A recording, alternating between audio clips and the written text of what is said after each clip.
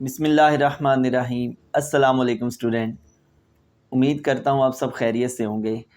Numerical series का आज 12.3 numerical है। इसकी स्टेटमेंट सुन लीजिए। An object and its image are of the same height in a concave mirror yet inverted when the object is 20 centimetre from the mirror, what is the focal length of the mirror? अब student इस statement से हमने जो data extract करना है वो क्या है कि ऑब्जेक्ट हाइट और इमेज हाइट ये दोनों सेम हैं। ठीक है, ऑब्जेक्ट हाइट और इमेज हाइट सेम है। ऑब्जेक्ट हाइट को एच ओ से रिप्रेजेंट किया जाता है और इमेज हाइट को एच आई से रिप्रेजेंट किया जाता है। दूसरा, इस क्वेश्चन में जो डेटा दिया हुआ है वो ऑब्जेक्ट डिस्टेंस का है कि ऑब्जेक्ट 20 सेंटीमीटर है फ्रॉम द मिरर, यानी ये ऑब्जेक्ट डिस्टेंस है जिसको हमने P से जाहिर किया हुआ है। P is equal to 20 centimetre और फाइंड करना है focal length of the mirror. तो इसमें आप देखें, अगर आप मिरर फार्मूला अप्लाई करते हैं तो आपके पास दो चीज़ें अननोन हैं। एक तो फोकल लेंथ, वो तो फाइंड करनी है। दूसरा इमेज डिस्टेंस, वो भी अननोन है, वो भी हमारे पास मौजूद नहीं है। तो वो हम ऑब्जेक्ट हाइट और इमेज हाइट का जो हिंट यहाँ पर हमारे पास गिवन है उसकी मदद से हम क्यू फाइंड कर लेते हैं। तो सबसे पहले आप मैग्नीफिकेशन का फॉर्मूला यूज़ करेंगे। तो मैग्नीफिकेशन का जो फॉर्मूला है वो क्या है, H I over H O is equal to Q over P. अब ये देखिए कि एच आई और एच ओ दोनों सेम है। फ़र्ज़ कर लें कि एच आई 5 है तो एच ओ भी 5 है। 5 ओवर 5 क्या होगा, 1। अगर एच आई 10 है तो एच ओ भी 10 है, क्योंकि दोनों की हाइट सेम है तो 10 ओवर 10 भी क्या होगा, 1। ठीक हो गया। तो इसका मतलब है H I over H O चूँकि सेम है इसलिए मैंने 1 लिख दिया और Q over P as it is मैंने डाउनवर्ड शिफ्ट कर दिया। अब पी को मैं लेफ़्ट साइड पे ले गया हूँ। Q is equal to P और पी की वैल्यू मेरे पास मौजूद है 20 सेंटीमीटर, लिहाजा क्यू भी कितना हो जाएगा, 20 सेंटीमीटर।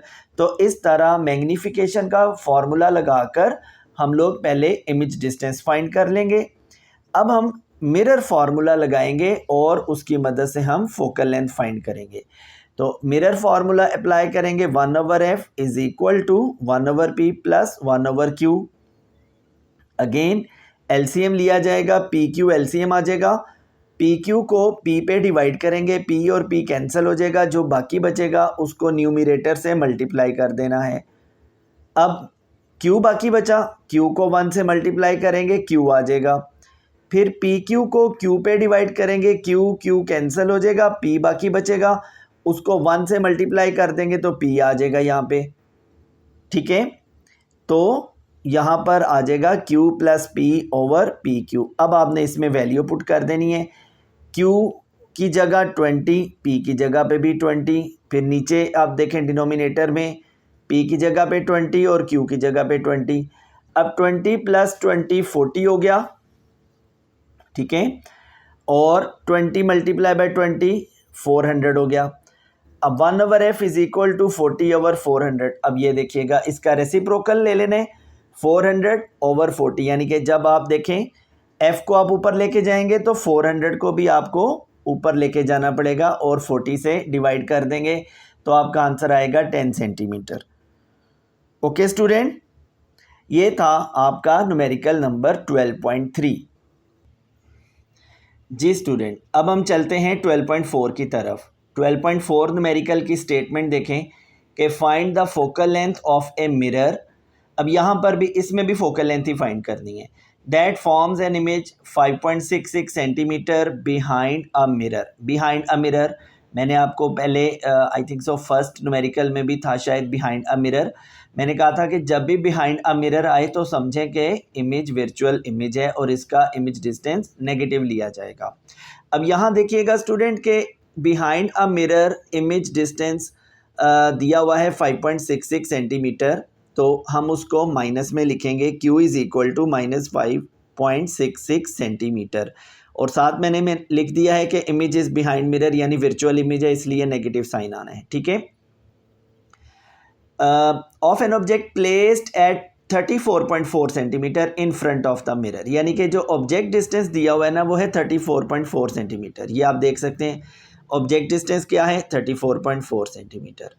अब यहाँ आपके पास Q मौजूद है, P मौजूद है, आपने रिक्वायर्ड में लिख देना है फोकल लेंथ, ये आपने फाइंड करना है। यहाँ सीधा सीधा मिरर फार्मूला अप्लाई होगा, 1/f is equal to 1/p plus 1/q।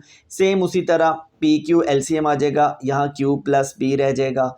वो मैंने आपको पिछले न्यूमेरिकल में भी बता दिया था कैसे पूरा प्रोसीजर है इसका।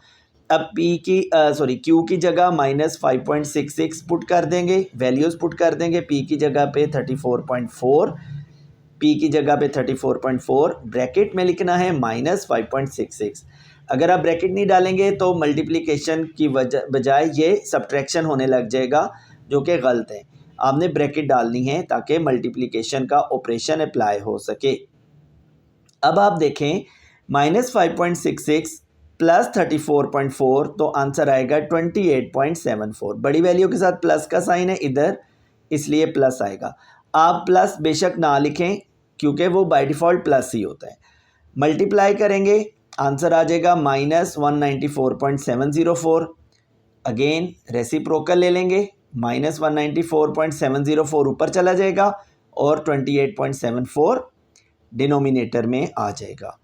उसके बाद कैलकुलेटर से सोल्व करें तो आंसर आएगा -6.77 सेंटीमीटर। अच्छा स्टूडेंट, यहाँ फोकल लेंथ आ रही है नेगेटिव में।